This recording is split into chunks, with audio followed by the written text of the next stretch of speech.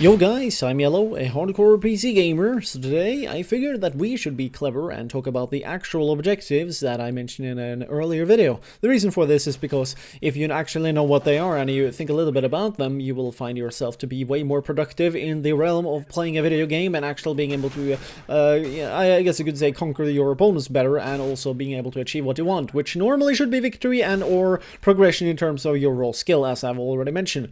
So objectives, they kind of depend on where you are in a round, and also, you know,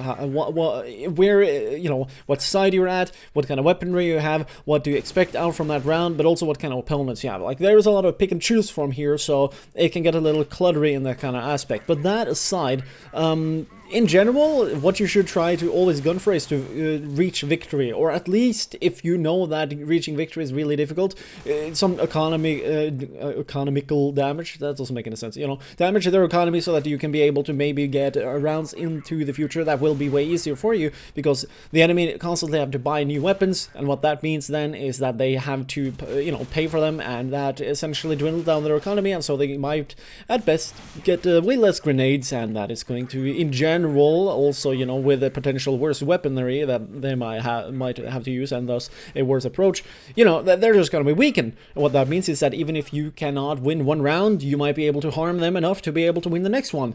And if not so, maybe you're lucky at that single round that you did play at earlier, and you might be able to get a couple of kills that can give you a better weapon. And if you suddenly have a weapon that they are not prepared for, maybe you can catch them off guard as well. You know, if your guard is always up and you always try and look for that single opportunity towards either being able to get a better weapon, or at least get one kill, regardless of what weapon you might have, you're almost universally going to be better off in terms of just being able to even potentially try and win the game. And so with that, the objective becomes kind of split. So in some scenarios, you want to get a weapon. You want to try and kill one guy and potentially do that. In other scenarios, you might actually just want to cause harm. Let's say that you're incredibly broke, you and your team. Then you might only have one dude with a P250, and literally the all other four people should work like living targets and flashbangs jumping around, trying to throw off the enemy's aim, per se, which can to a certain degree be a decent tactic, even though again it's kind of risky and it's not necessarily something you will frequently go for. In terms of your economy, it's going to pretty rarely dwindle down all the way to like $1,800, if not less, which is, yeah, that's rare. So but that aside, it might happen, and so when it does, if you are actually a little bit prepared to be that single guy that might have a P250 and actually cause a little bit of damage against the opponent, in those scenarios, you're gonna be better off.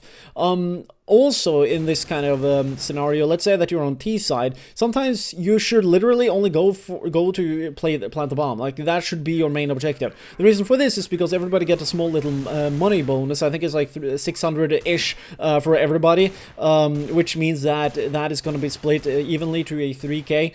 All across your entire team. And what that then again means is that you're going to have a better and potentially more easier next round after that one, even if you lose planting the bomb. Even though again you can do what I did in this round right here and still get a decently lucky rescue with practically no HP against all these opponents, which we were pretty much all laughing really hard there. I was not supposed to get that round at all. Like, that's not supposed to be possible. But I thought I would, switch things up, rush around a little bit, and be cheeky with a Desert Eagle, and there you go. Got them Juans throughout the smoke by just spamming like a dumbass, and it still worked out. So never really give up in that context. It doesn't really necessarily deserve to be given up on, because, if you ever do get the chance and the enemy do let their guard down, even a dude with 2 HP can get 3 kills, which is kind of silly, but that should be a nice example. Going back to the bomb and T side a little bit more, rather than just a general concept of how to play for the objectives.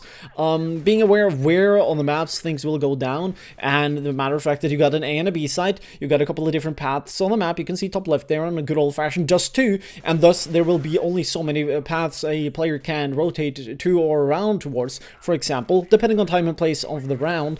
You also need to be able to cover every kind of single angle, depending on where the bomb might be, for example. In the moment, for example, when it will be lost, the bomb become the main objective. In a scenario where there's pretty little time left, but you know that you're close to towards the opponent, and let's say that you're on T side, you don't have enough time to plant the bomb, but you might have a chance towards killing one or maybe 2 terrorists, I mean CTs, in that scenario, literally going for them should be your top priority. That should be your objective. So it really depends on the priority towards what can allow you to win or not, and learning exactly what those things are, which do take a little bit of practice, but it's not that hard really. I mean, anything that will allow you to get a victory, whether or not it's killing the opponent, planting the bomb, or hindering the bomb from being planted, or intercepting the opponents, delaying them, potentially making it easier for your coming rounds to make it so that you can win.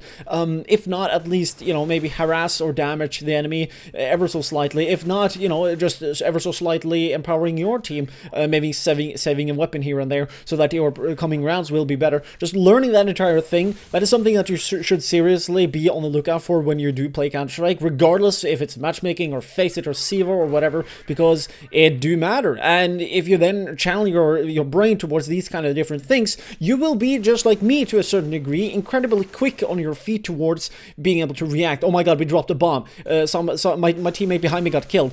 In a lot of scenarios, fucking idiots will just stand around and be like, oh my god, but what do I do now? Me, I'm like instantly there, like, okay, we need to take this gunfight because we need to have the bomb, or else we'll get screwed. So, you know, there we go. Hopefully I learned a little bit about what objective matters. Just go out there and play. That's the best way to learn all these things, huh? I mean, that's how I learned it after all. So anyways, thanks for watching. If you want to support the channel, we got the Patreon page. Please do take a look. Links in the description as always. Anyways, thanks for watching. Have a nice day, and don't get beastified when you play, people.